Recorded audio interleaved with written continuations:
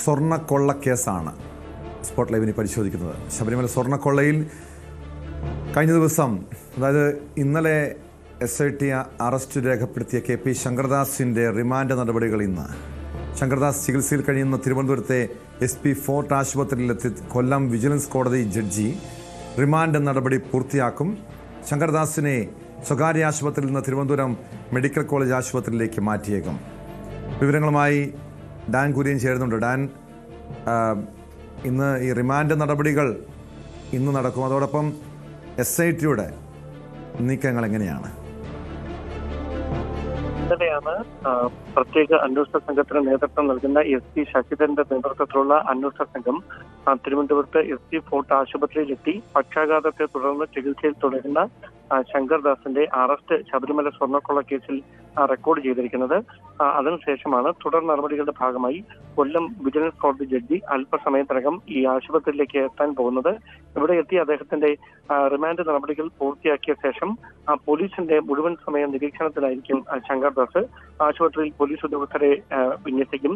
അതോടൊപ്പം ആശുപത്രി നടപടിക്രമങ്ങൾ പൂർത്തിയാക്കിയതിനു ശേഷം അദ്ദേഹത്തെ മെഡിക്കൽ കോളേജിലെ സ്പെഷ്യൽ സെല്ലിലേക്ക് മാറ്റുന്ന കാര്യവും പരിഗണനയിലുണ്ട്. പക്ഷേ അദ്ദേഹത്തെ ചികിത്സിക്കുന്ന ഡോക്ടർമാരുടെ നിർദ്ദേശത്തിന്റെ കൂടി അടിസ്ഥാനത്തിലായിരിക്കും അത്തരമുള്ള നീക്കങ്ങളിലേക്ക് കടക്കുക. കാരണം നിലവിൽ അദ്ദേഹം ചികിത്സയിൽ തുടരുന്ന ആശുപത്രിയിൽ തന്നെ ഡോക്ടർമാരുടെ സംരക്ഷണത്തിൽ അദ്ദേഹത്തിന് കഴിയാൻ പറ്റുമോ എന്ന കാര്യമാണ് അദ്ദേഹത്തിന്റെ അഭിഭാഷകൻ ആരായുന്നത്. അതേസമയം അദ്ദേഹത്തെ മെഡിക്കൽ കോളേജ് ആശുപത്രിയിലെ സ്പെഷ്യൽ സെല്ലിലേക്ക് മാറ്റണമെന്ന ആവശ്യം SIT ഒരുപക്ഷെ ഉന്നയിച്ചേക്കാം.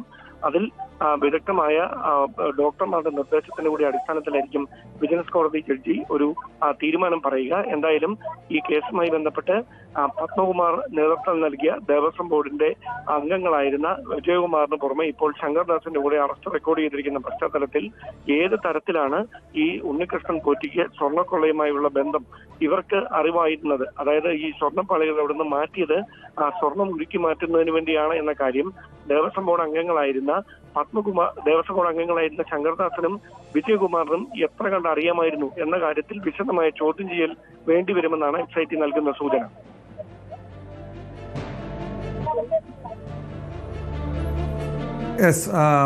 അതോടൊപ്പം ഈ കേസിൽ ഇനിയുള്ള മറ്റ് പ്രതികളെ കേന്ദ്രീകരിച്ചുള്ള അന്വേഷണം എങ്ങനെയാണെന്ന് കൂടി അറിയണം ഡാൻ. ഇവിടെ സുപ്രീം കോടതി പോലും രൂക്ഷമായ വിമർശനം ഉന്നയിച്ചിരുന്നു, ഹൈക്കോടതി രൂക്ഷമായ വിമർശനം ഉന്നയിച്ചിരുന്നു KP ശങ്കർദാസിൻ്റെ അറസ്റ്റ് നീളുന്നതുമായി ബന്ധപ്പെട്ട്. അതേ തുടർന്നാണ് SIT കഴിഞ്ഞ ദിവസം, അതായത് ഇന്നലെ അറസ്റ്റ് രേഖപ്പെടുത്തിയത്.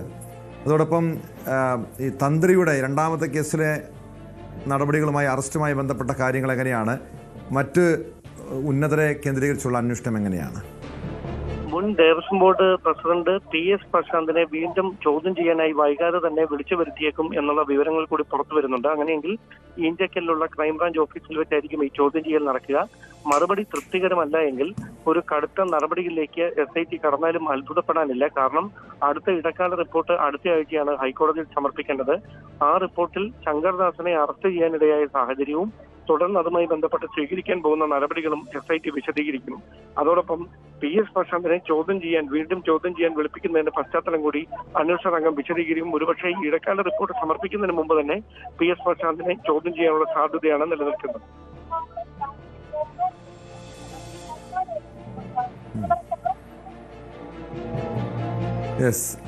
വ്യക്തമാണ്. ഡാൻ കുര്യനാണ് വിവരങ്ങൾ നൽകിയത്. കൂടുതൽ വാർത്തകൾക്ക് News 18 Keralam YouTube channel subscribe ചെയ്യുക.